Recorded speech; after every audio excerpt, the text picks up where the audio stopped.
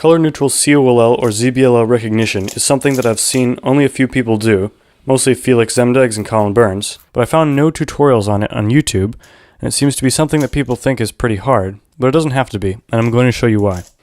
Keep in mind the tips and tricks I'm going to be going over in this video will still be very useful for beginning to intermediate non-color neutral solvers.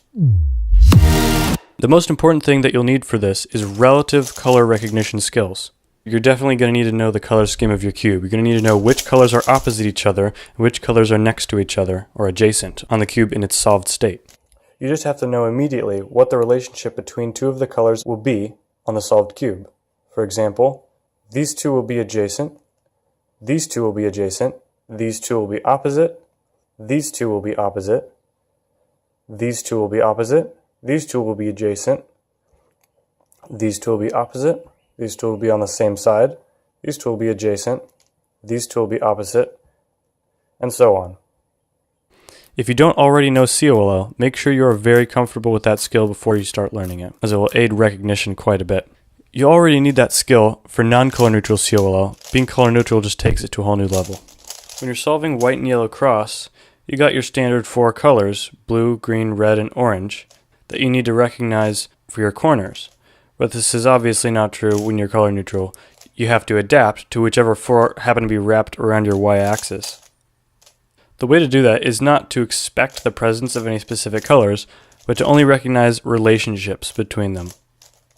Here's some examples of this recognition method on each of the axes of the cube.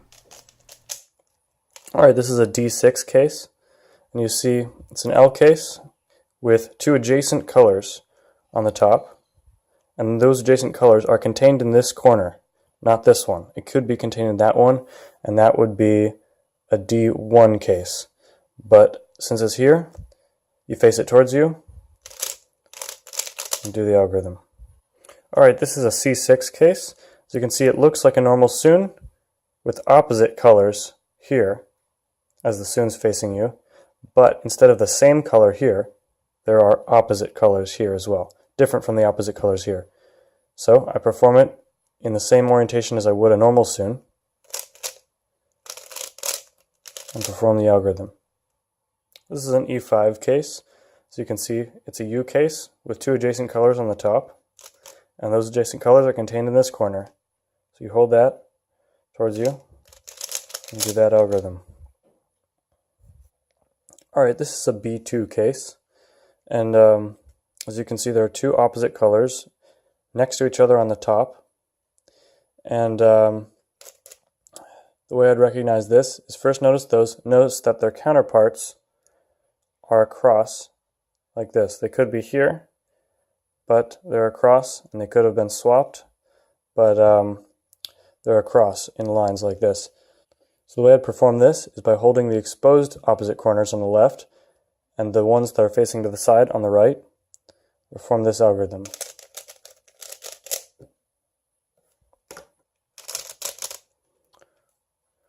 Thought I might as well put a regular soon in here.